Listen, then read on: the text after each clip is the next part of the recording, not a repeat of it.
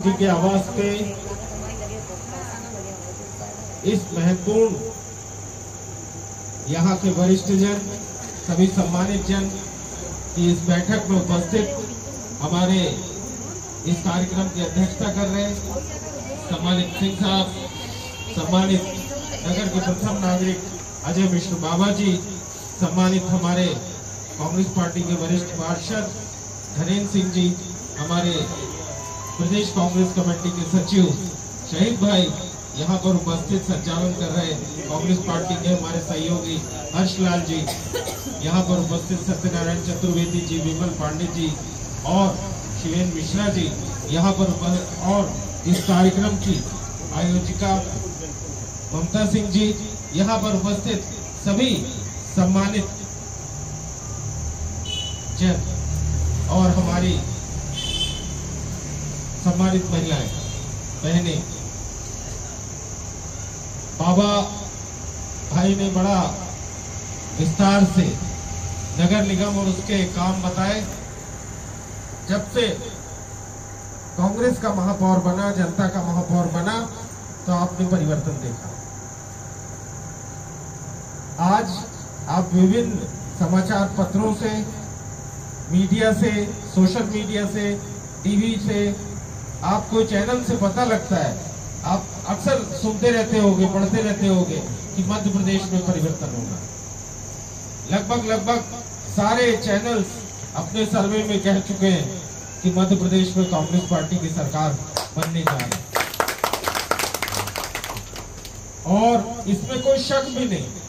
अगर हम अपने जानने वालों से, अपने रिश्तेदारों से अगर बात करें, भोपाल में करें, पन्ना में करें, सागर में करें, तो केवल एक ही बात लोग बोलते हैं कि इस बार परिवर्तन होना है,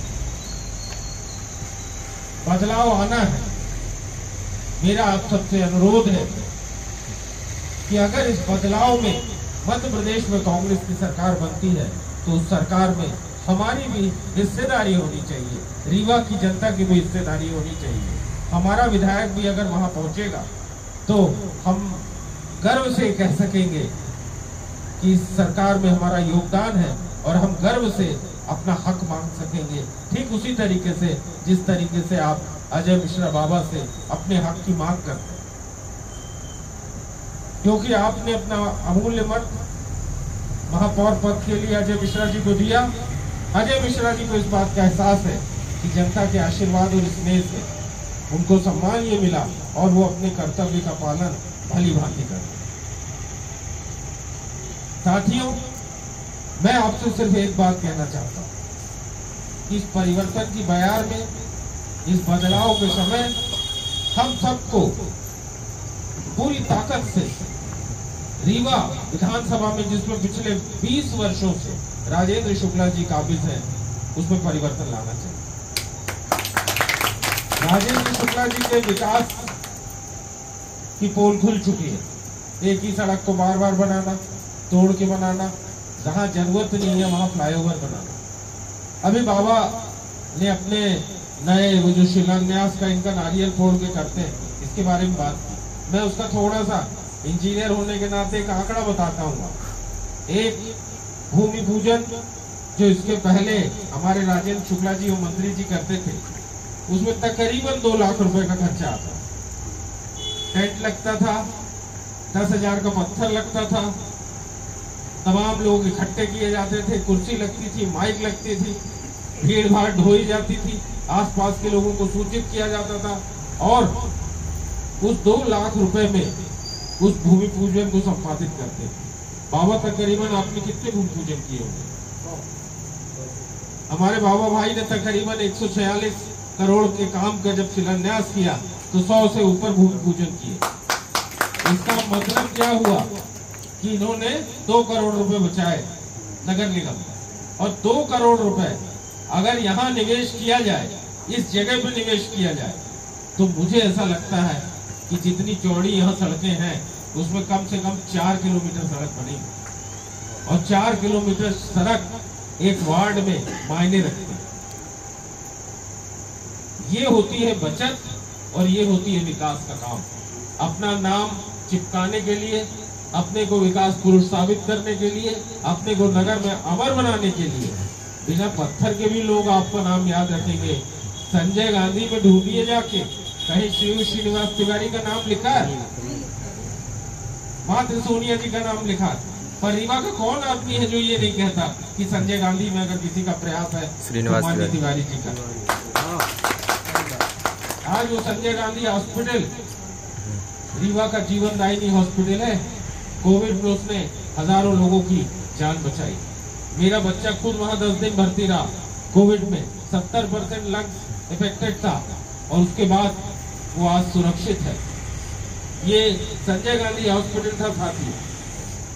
सुपर स्पेशलिटी रीवा में बना। राजेंद्र शुक्ला जी की अभी जब विकास गाथा आपके पास आएगी ब्रोशर के फॉर्म में, एक पंपलेट के फॉर्म में, तो उसमें सुपर स्पेशलिटी की फोटो बनी होगी। किसी व्यापारी से उन्होंने छपाया होगा, उस फोटो में लिखा होगा कि इन्होंने बनवाया। साथियों, मनमोहन सिंह तक देश के प्रधानमंत्री थे, गुलाम नबी स्वास्थ्य मंत्री थे, देवराज सिंह रीवा का सांसद थे। ऐसे समय में इनका क्या योगदान था सुपर स्पेशलिटी के? इनका एक योगदान था कि इन्होंने उस पर ठेकेदारी की। दीवालों में क्रैक हो गए, फॉल सीलिंग गिरने की फोटो छपती है रोज। ये वाला काम इनका था। धन दिया था मनमोहन सिंह जी। ये कहते हैं कि कांग्रेस ने क्या किया इस देश में। अरे रीवा में अगर इंजीनियरिंग कॉलेज है तो कांग्रेस के समय का, मेडिकल कॉलेज है कांग्रेस के समय का, यूनिवर्सिटी है कांग्रेस के समय की है, एग्रीकल्चर कॉलेज है कांग्रेस के समय का है, GDC, science college, model science college, TRS college, PGBT, Sainik school. अब तो भाजपा नहीं थी, तब तो भाजपा का अस्तित्व ही नहीं था साथियों। उस समय कांग्रेस बनी, इतनी सारे कॉलेजेस बने। इन्होंने जब से आए तो कौन सा कॉलेज बनाया इन्होंने? लड़कियों का एक कॉलेज है जीडीसी, एक और क्यों नहीं खोला आपने? नगर का विस्तारीकरण हो गया, क्यों नहीं दूसरी जगह पे अपने कॉलेज खोले? Model school, Martand number 1, 2, 3, government number 1, 2, 3, SK school, Padeng Tola school, PK school, सब कांग्रेस का। इसके अलावा कौन सा स्कूल खुल गया?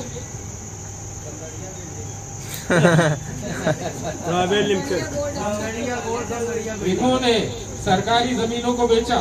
सरकारी जमीन से प्राप्त धनराशि, एक उदाहरण देता हूँ, मेडिकल मॉल की जो जमीन है उसको 24 करोड़ रुपए में बेचा। 60,000 स्क्वायर फीट जमीन, 60,000 स्क्वायर फीट जमीन 24 करोड़ में बेचा। बदले में ऑडिटोरियम बनवा लिया। कहा कला का विकास करेंगे, उसका नाम रख दिया राज कपूर ऑडिटोरियम। आज वो क्या है? शादी घर, बारात घर। यस। 65,000 रुपए बुकिंग चार्ज लगता है।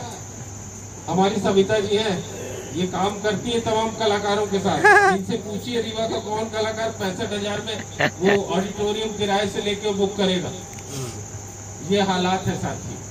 अगर वही 24 करोड़ रुपए, एक तो 24 करोड़ की वो जमीन नहीं, वो जमीन ही 60-70 करोड़ की, तो मान लीजिए 24 करोड़ में आपने बेच ही दिया था, तो कुछ भला कर देते।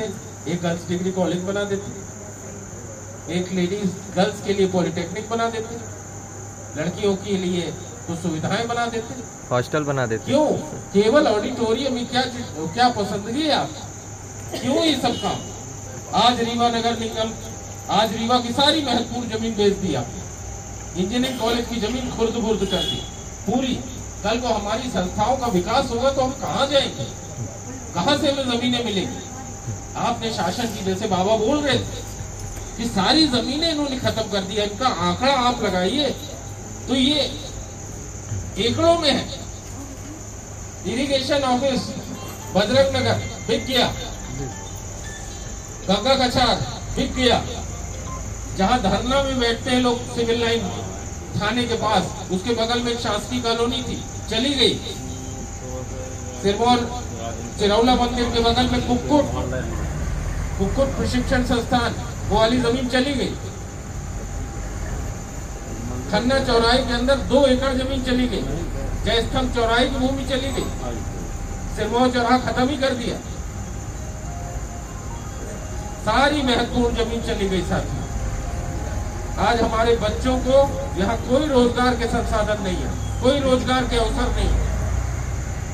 अगर सोलर प्लांट बनाते हो तो बाहर की लोग नौकरी कर रहे हैं।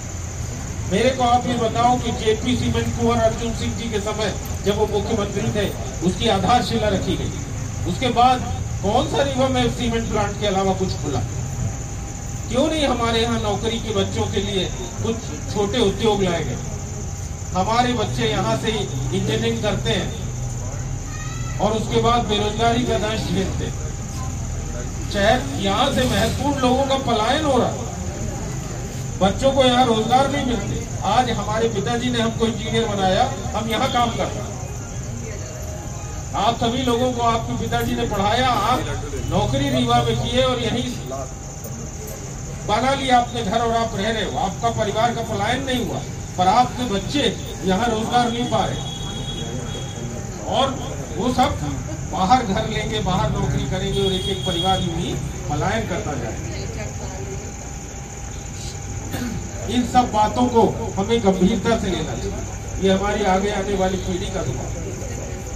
हम सब लोगों को पूरा प्रयास करना चाहिए साथियों कि इस बार परिवर्तन की बयार में हम हिस्सेदार बने। मैं आपसे एक प्रार्थना करता हूं कि आपने राजेंद्र शुक्ला जी को 4 मौके दिए, आपने उनका काम देखा, आप हमें भी एक मौका दीजिए।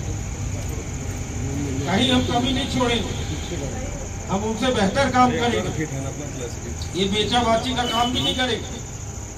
जैसे नगर निगम जनता के लिए चल रहा है, उसी तरीके से रीवा का क्षेत्र का विकास होगा, जनता की मर्जी से, जनता के द्वारा और जनता के दिए धन से होगा। आप सभी लोगों ने समय दिया, इतना देर आप बैठे, ध्यान से हमारी बात सुनी, स्नेह दिया, आशीर्वाद दिया, इसके लिए हम आपके हृदय से आभारी हैं।